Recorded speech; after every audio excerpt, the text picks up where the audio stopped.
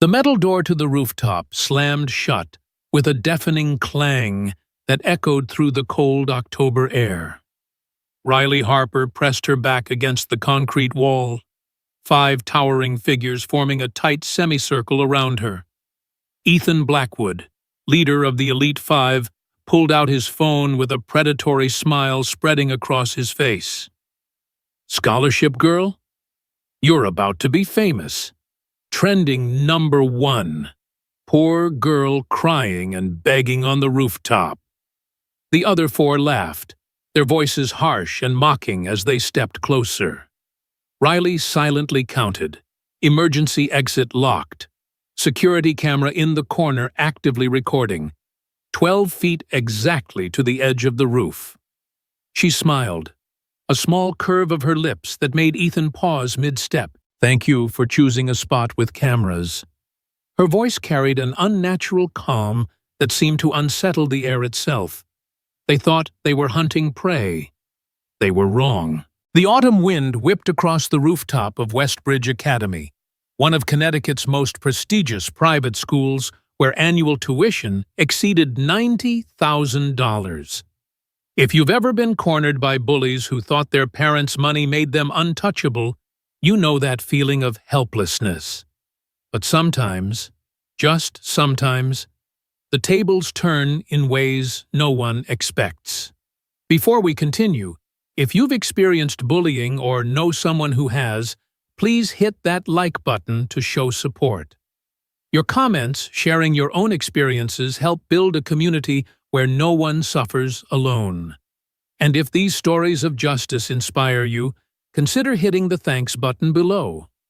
Every contribution helps us share more stories of underdogs who refuse to stay down. Riley's worn Converse sneakers showed peculiar wear patterns at the heel, the kind that came from years of precise footwork. An octopus keychain dangled from her backpack. Not a cute accessory, but a symbol from an underground fighting gym most people had never heard of. The way she wrapped athletic tape around her wrists, under her hoodie sleeves, spoke of professional preparation, not teenage fashion. Ethan Blackwood moved to get a better recording angle, his designer shoes scraping against the gravel. Son of Blackwood Industries CEO, he'd already gotten 2 scholarship students expelled last year through manufactured scandals.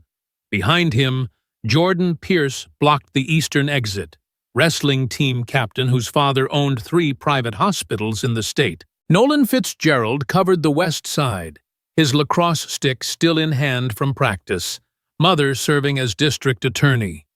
Cameron Ashford set up a second phone for a backup angle, the tech prodigy whose family controlled a media conglomerate. Damon Cross guarded the main door, the quarterback whose father served as police commissioner. "You think that scholarship protects you?" Ethan stepped forward, his breath visible in the cold air. "My dad donates $5 million a year to this place. You're just a line item in their books, easily erased." "Interesting," Riley said softly. "Are you familiar with Connecticut Statute 53-167A regarding unlawful restraint? That's a federal offense." "Federal?" Jordan laughed, the sound sharp and cruel. "Where'd you learn law? In whatever ghetto you crawled out of?" Riley's breathing followed a specific pattern.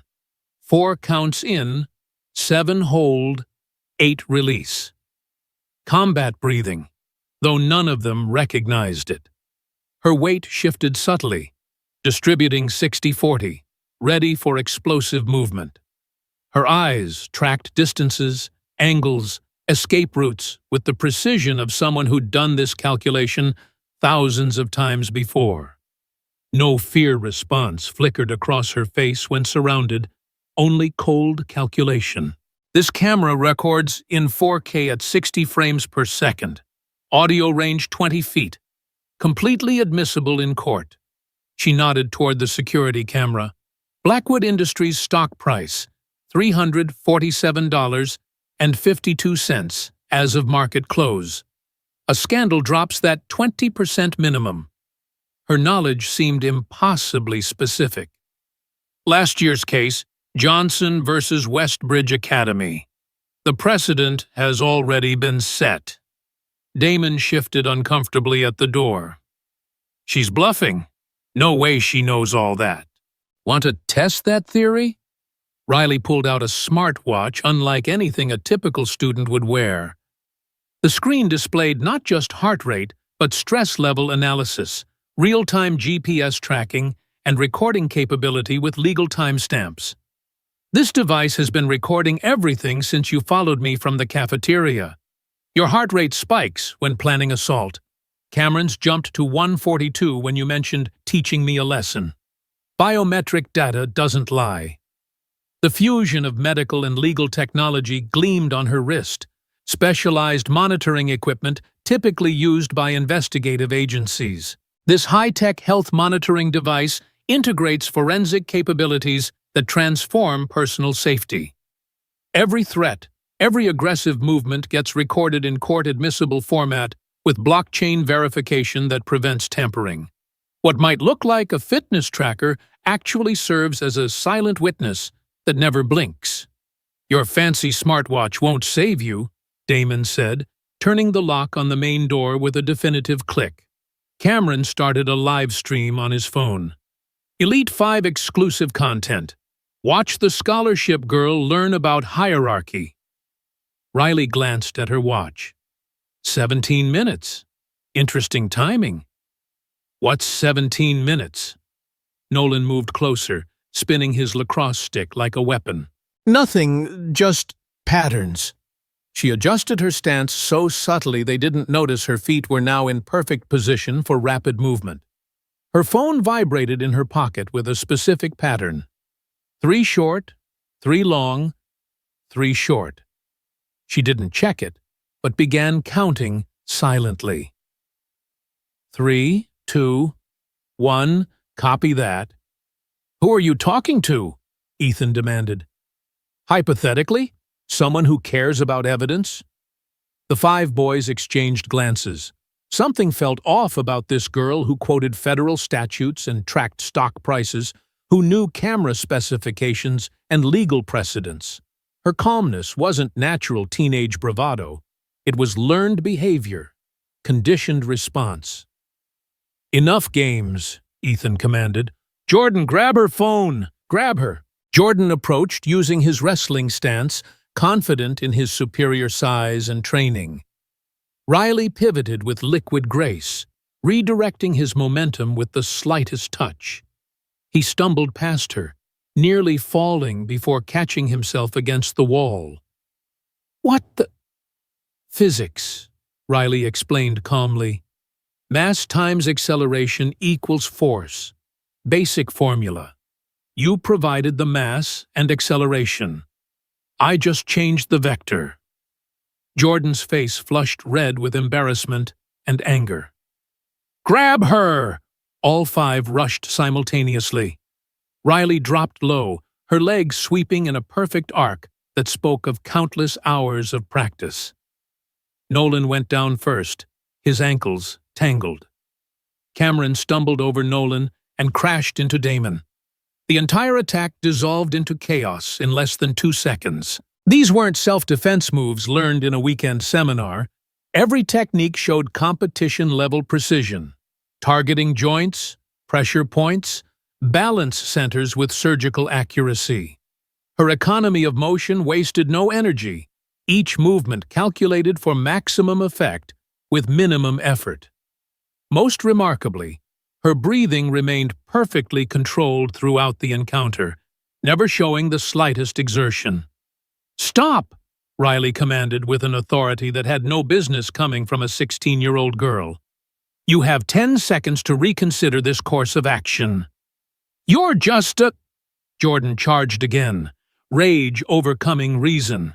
The spinning kick came so fast, the camera almost missed it.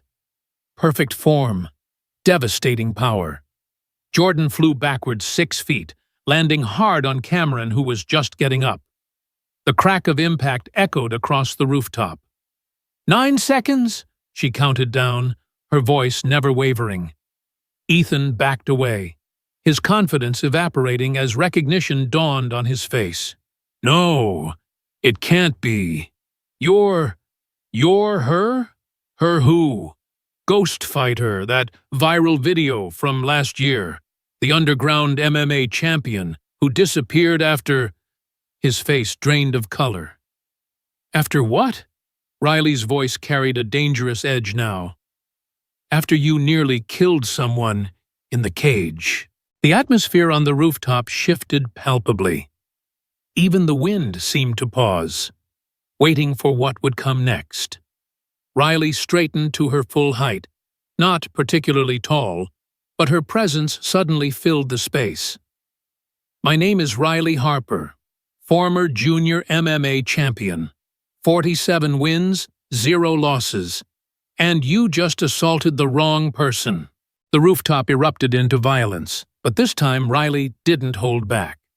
Damon reached her first, his football training making him fast, but predictable.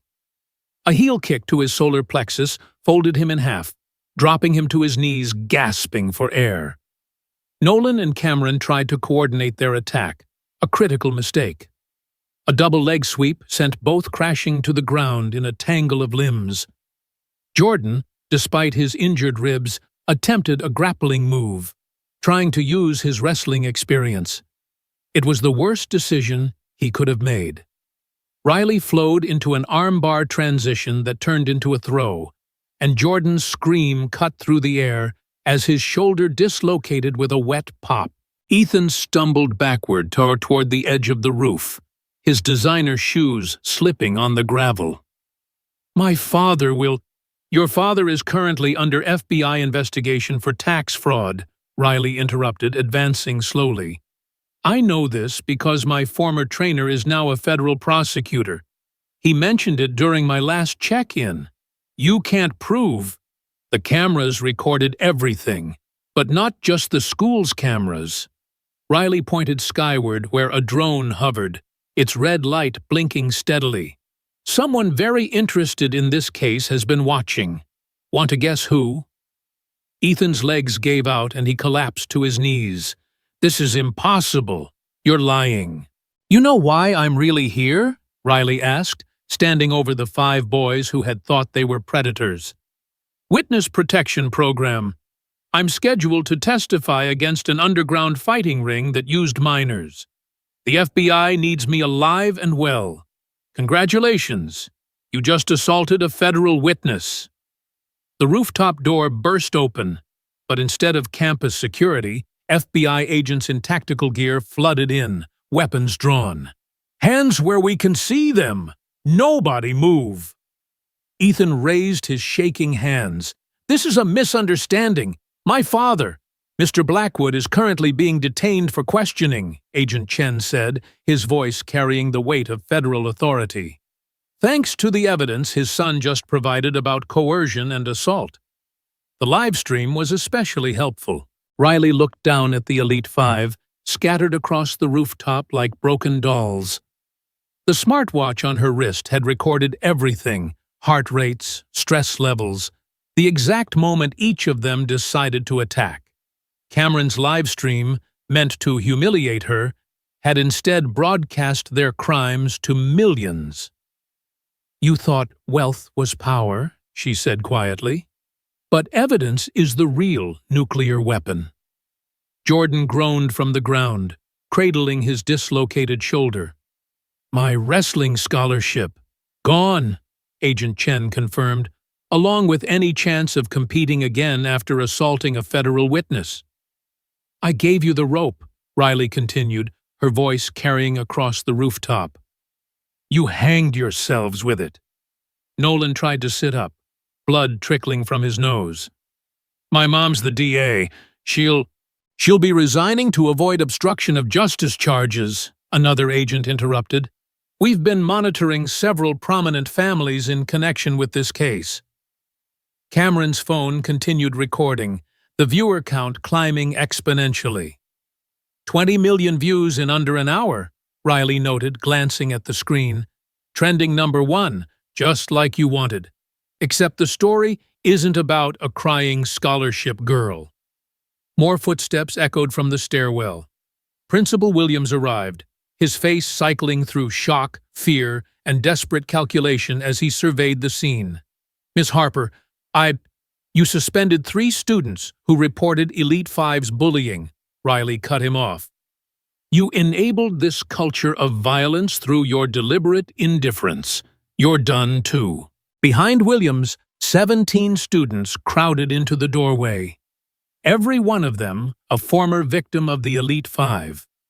Sarah Chen stepped forward, her phone raised. "We recorded everything. 5 years of evidence. Every threat, every assault, every time the administration looked the other way." "Class action lawsuit," another student added, "against Westbridge Academy and every donor who kept these monsters in school." Riley smiled, the expression transforming her face from dangerous to almost kind. "I told you, evidence is everything." The paramedics arrived within minutes, loading Jordan onto a stretcher as he moaned about his shoulder. Ethan, Nolan, Cameron, and Damon were handcuffed despite their protests and threats about lawyers. The irony wasn't lost on anyone. The Elite Five, who had cornered countless victims, were now literally cornered themselves, surrounded by federal agents who cared nothing for their last names or trust funds. Agent Chen approached Riley with a tablet in hand, showing a complex legal interface. "Ms. Harper, we need your formal statement. This recording system uses AI-powered transcription that analyzes speech patterns, detects deception markers, and creates legally binding documentation in real time. Every word gets verified through voice print analysis and blockchain authentication." The cutting-edge legal technology gleamed on the screen, a fusion of artificial intelligence and justice that made lying impossible. "Your testimony here will be immediately available to prosecutors in 12 states where the Elite Five's families have interests. This legal technology platform represents the future of justice, where truth can't be buried under money or influence. The AI doesn't care about social status. It only recognizes facts, evidence, and the immutable record of what really happened." Riley began her statement, her voice steady and clear, as she detailed not just today's assault, but the pattern of behavior she'd observed since arriving at Westbridge 6 weeks ago. The AI system captured every nuance, creating an ironclad record that no expensive lawyer could challenge. Principal Williams tried to slip away during the chaos, but 2 agents blocked his path. "Going somewhere?" one asked. "I need to notify the board." "The board is being notified by federal authorities," Agent Chen interrupted, "along with the Department of Education about your Title IX violations. Sit down." The 17 students who'd gathered began sharing their own stories with other agents. Sarah Chen showed 3 years of documented harassment. Another student revealed text messages where Cameron had threatened to leak private photos unless she dated him. A freshman boy quietly admitted Damon had been extorting his lunch money since September, backed up by Nolan's physical intimidation. 5 boys, 17 victims minimum, an agent muttered, shaking her head. "And that's just who came forward today." Riley watched the Elite Five being led away, but felt no satisfaction. This wasn't about revenge. It was about breaking a cycle that had destroyed who knows how many lives. Ethan caught her eye as they pushed him toward the stairwell. "This isn't over," he spat. "Do you have any idea what you've done? My father." "Your father is learning what happens when you raise a predator instead of a son," Riley replied calmly. "Maybe federal prison will teach you both about consequences." As the rooftop cleared, leaving only law enforcement and victims, Agent Chen pulled Riley aside. "You handled yourself well.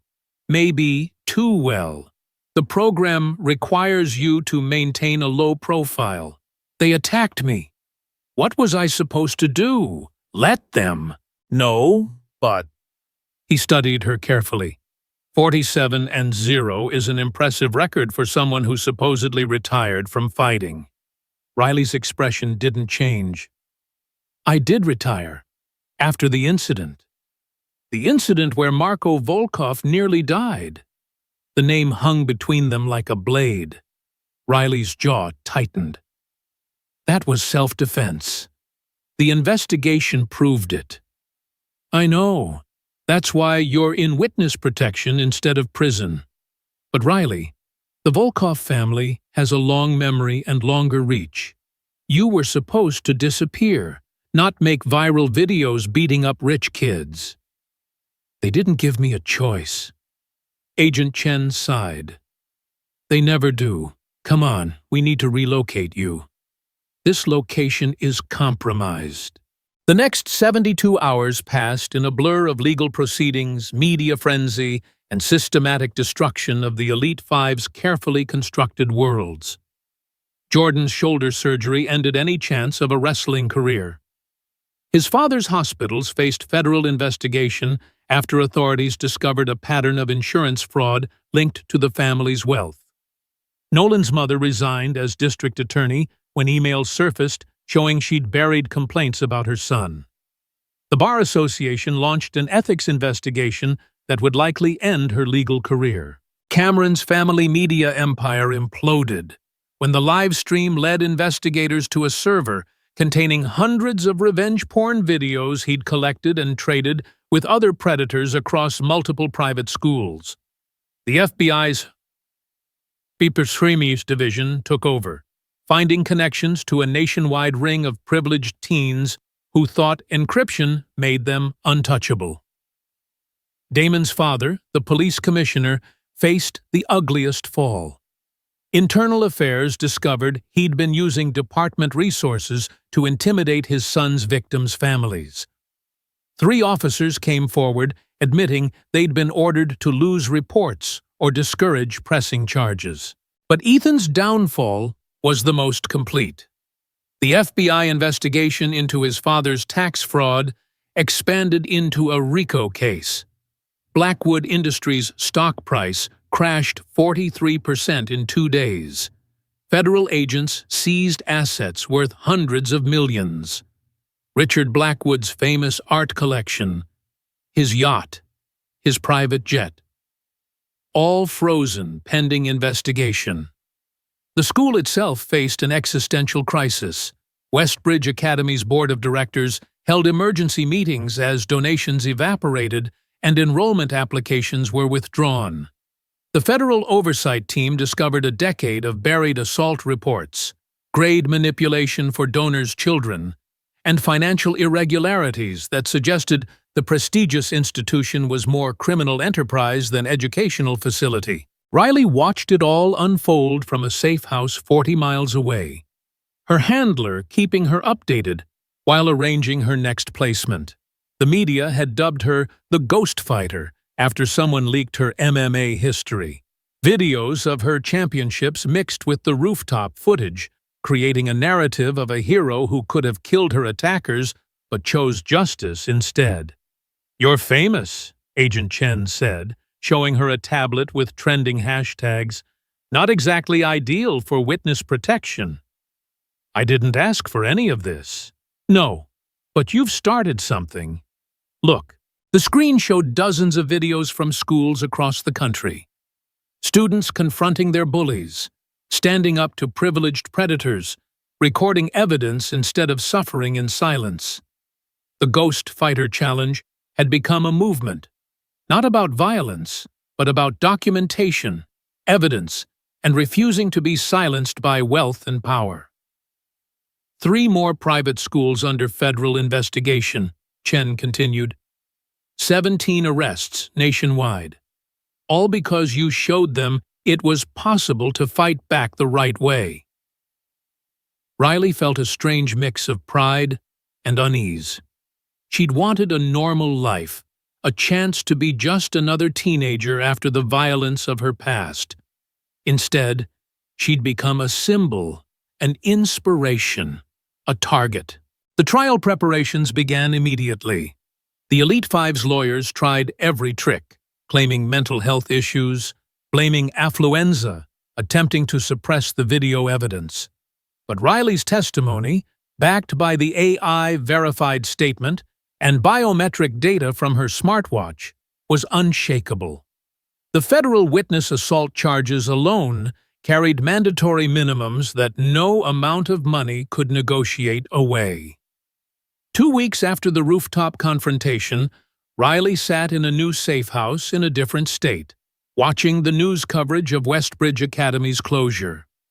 The building would be converted into a public school, its astronomical tuition no longer buying protection for predators. She'd dyed her hair, changed her style, prepared for another fresh start at another school where hopefully she could fade into anonymity. Agent Chen had assured her this placement would be different. A public school in the Midwest where nobody would know about Ghost Fighter or viral videos. Her phone, a new one with a new number known only to her handlers, suddenly rang. The caller ID showed international digits that made her blood freeze. +7 495, Moscow. Against every instinct, she answered. "Hello, malenki boyets," a man's voice said in accented English. The Russian words, "little fighter," sent ice through her veins. "It has been too long, yes? I hear you've had some trouble." Riley's hand trembled as she gripped the phone.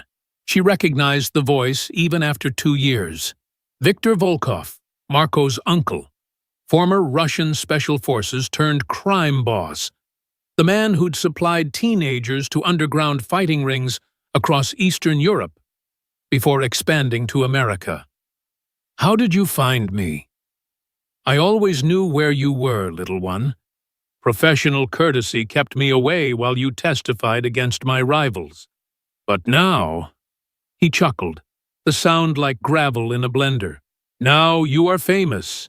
My nephew Marco, he watches your video from his wheelchair. He very much wants to meet you again." Riley's mind raced.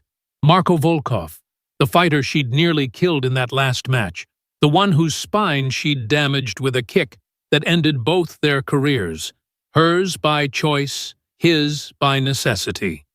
The FBI protects you from American criminals. But Riley Harper, ghost fighter, viral sensation, you have bigger problems now. You see, your little video, it played in Moscow, in Belgrade, in Bucharest, every city where I have interests. My associates, they ask questions. Why is Victor's prize fighter hiding in America? Why is she fighting children on rooftops instead of earning money in cage? I'm done fighting. No one is ever done until I say they are done. You cost me millions when you disappeared.